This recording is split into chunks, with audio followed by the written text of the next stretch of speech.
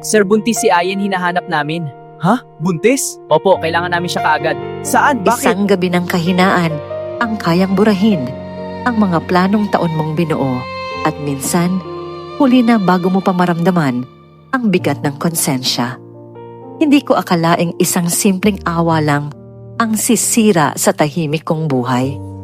Itago niyo na lang ako sa pangalang Miko, 29 years old at may maliit na laundry shop sa Caloocan. Tahimik lang buhay ko, trabaho, bahay, minsan ML pag may oras. Single ako dahil di pa kami kasal ni Trish. Ang GF ko, plano na sana namin magpakasal next year. Simple lang pangarap ko, makaipon at makapagpatayo ng sariling bahay. Hindi ako yung tipong naghahanap ng gulo. Isang gabi, sa tapat ng shop ko, may palaboy na babae. Payat siya, gusot ang buhok, pero bata pa siguro, mga 22 o 23. Una ko siyang napansin dahil lagi siyang nakaupo malapit sa poste. Tahimik lang, hindi nanghihingi, nakatingin lang sa mga dumadaan. Isang gabi, umulan ng malakas. Basang-basa siya at nanginginig. Hindi ko alam bakit, pero naawa ako. Doon nagsimulang magulo ang lahat. Pinapasok ko siya sa likod ng shop. May maliit akong banyo doon para sa staff.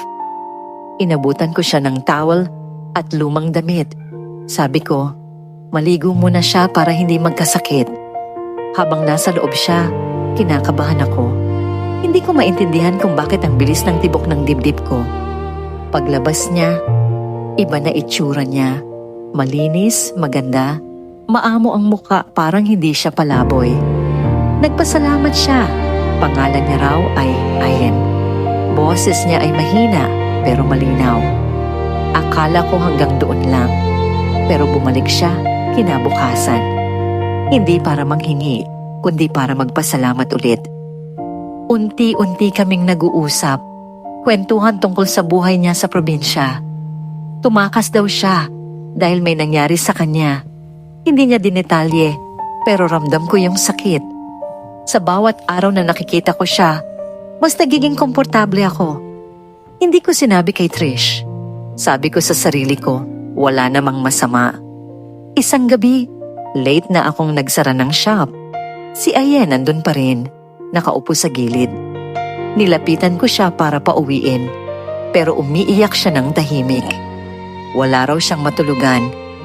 Hinabol daw siya ng mga tambay. Hindi ko alam anong pumasok sa isip ko. Pinakain ko siya at pinatulog ko siya sa loob ng shop. Sabi ko, sa sahig lang at sandali lang. Pero ako ang hindi nakatulog. Naririnig ko yung pag-iyak niya sa dilim. May kung anong awa na naghalo sa ibang pakiramdam. Hindi ko dapat ginawa. Pero lumapit ako. May nangyaring hindi ko na maibabalik. May nangyari sa amin. Pagkatapos nun, tahimik lang siya. Ako ang mas nanginginig. Kinabukasan, umalis siya ng maaga. Walang paalam. Akala ko tapos na ang lahat, pero hindi pala. Isang linggo ang lumipas. Hanggang naging isang buwan. Hindi ko na siya nakita. Medyo gumaan ang pakiramdam ko. Akala ko nakaligtas ako sa sariling katangahan. Hanggang sa may dumating sa shop, isang social worker. Sir, buntis si Ayen, hinahanap namin. Ha? Buntis? Opo, kailangan namin siya kaagad. Saan? Bakit? Hinahanap daw nila si Ayen. Nasa rehab facility raw siya. May mental health condition pala siya at nawawala siya sa center. Parang binuhusan ako ng malamig na tubig. Hindi ko alam kung ano mararamdaman ko. Mas lalo akong nanlumo nang sabihin nila na buntis daw siya. Hindi pa sigurado kung kanino, pero base sa timeline, posibleng akin. Doon ko na-realize kung gaano kabigat ang ginawa ko. Hindi lang ito simpleng awa. Hindi ko alam kung pagsasamantala ba yon o kahinaan. Pareho siguro. Hindi ko kayang sabihin kay Trish.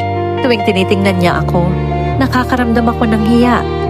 Si Ayen ngayon ay nasa ilalim ng custody, pinagamot at inaalagaan. Hindi ko alam kung haharapin ko ba ang responsibilidad o mananatili akong tahimik. Hindi ako proud sa nangyari. Araw-araw ko siyang iniisip. Isang desisyon lang, isang gabi lang. Kayang baguhin ang direksyon ng buhay mo. At hindi lahat ng awa. Tama. Hanggang ngayon, hindi ko alam kung ano ang mas mabigat. Yung kasalanan ko o yung takot kong aminin ito. Kung kayo ang nasa sitwasyon ko, aamin ba kayo sa partner nyo? O tatahimik na lang para hindi masira ang lahat?